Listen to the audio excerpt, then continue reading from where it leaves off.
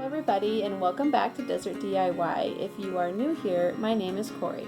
Today I have a dinette set for you that I spent a total of $20 on. The table was free. I picked it up from a friend who was downsizing their furniture, and the two chairs that are going to go with it I got from a yard sale, both of them for $20.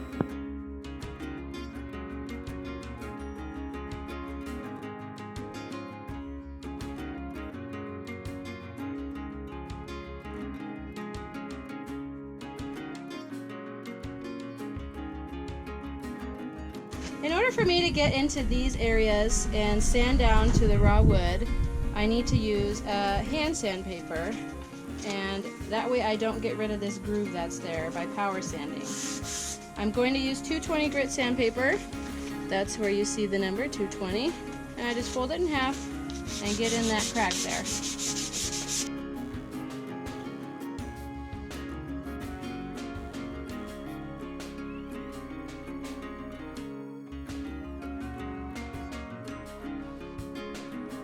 Time to stain the piece, and I'm going to be using a special walnut. This is a lighter walnut color, and the reason I'm using it is, one, it's too light for my decor in my home, so I'm trying to get rid of it, and two, I'm going for a lighter color tone on this whole piece. Spider over here all of a sudden. Look at that thing. What is that? Okay, spider friend. I'm going to take a minute to talk about the wood grain on here. This like starburst pattern of wood is so beautiful, and it's such an amazing piece of craftsmanship that I know I couldn't do. So I just wanted to appreciate that for a moment for whoever built this table, and that's one of the reasons why I love solid wood pieces so much. The detail that goes in, and the fact that you can get rough on that piece and get down to the raw material and make it new again. Staining, of course, I'm going to be using my rag method that I always use. And I'm gonna leave my little spider friend on there until I get to that side. I like to use a dry rag to get the dust off of a piece. If you use a wet rag, you're going to pull the grain out of the wood, and you're going to cause some issues there. So always use a dry rag.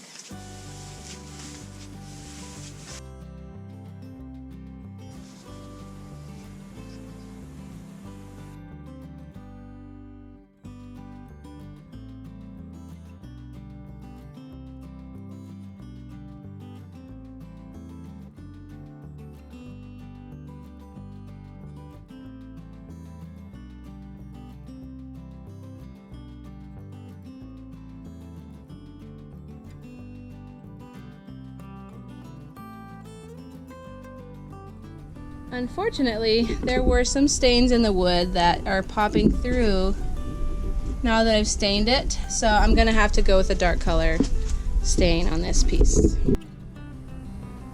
Let's test out the Jacobian stain and see if it's dark enough.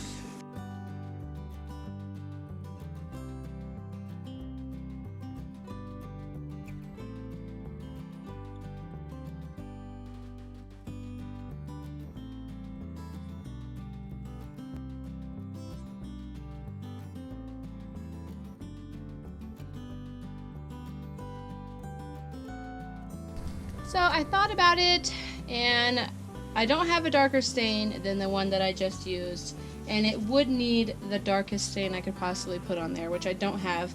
And so what I'm going to do is I took this leftover little quart of paint, or it's actually an exterior flat paint, but it's in like an off-white, sort of like a pinky white color, but I watered it down half and half. I had half paint left, and I filled the rest up with water and shook it up, and now I'm going to apply it like a whitewash or a pickling with a rag on top and see if that helps disguise the scratches and stains on the piece, and it'll also give it more of an antique look.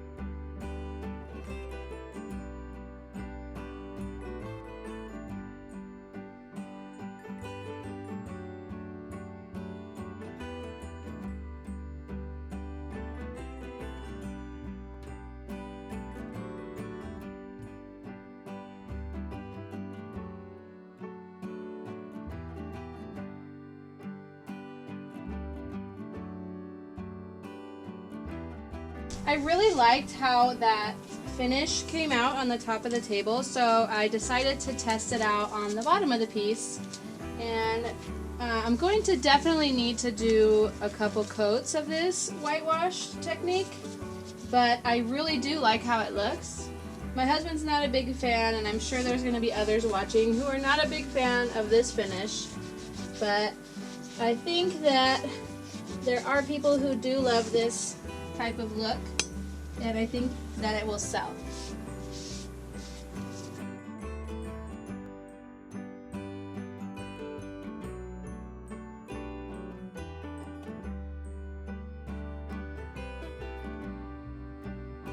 I've decided I need more coverage than the rag was giving me, so I'm going to use a paintbrush now and still go with that whitewash paint that I had, but I'm going to start from the top and work my way down, going in the same direction with my paintbrush.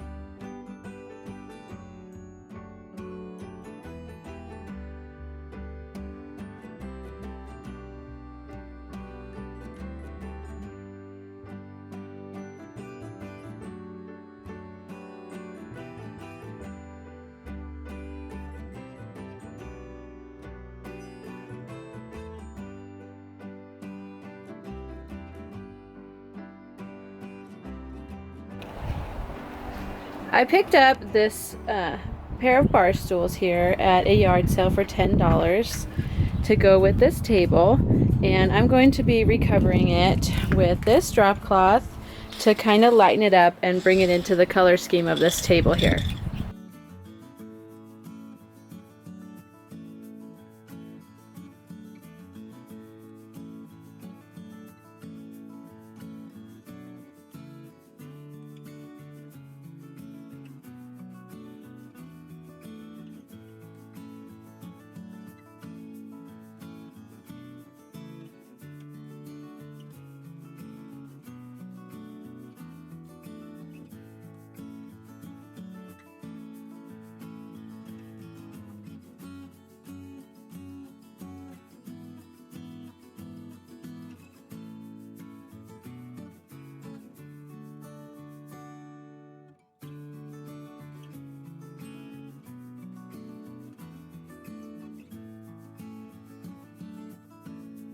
Now that this set is finally complete, I'm going to be taking it with me to an antique market that I'm going to be participating in for the month of November called Gather, a vintage market.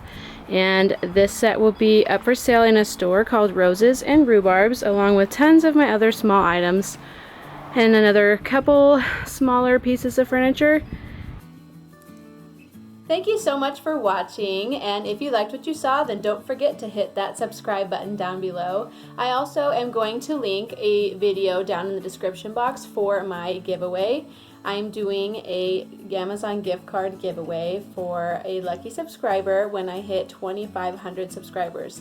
So go down to my description box, click that link, and follow the directions to be entered to win in that giveaway. Thank you so much for watching, and I will see you next time. Bye!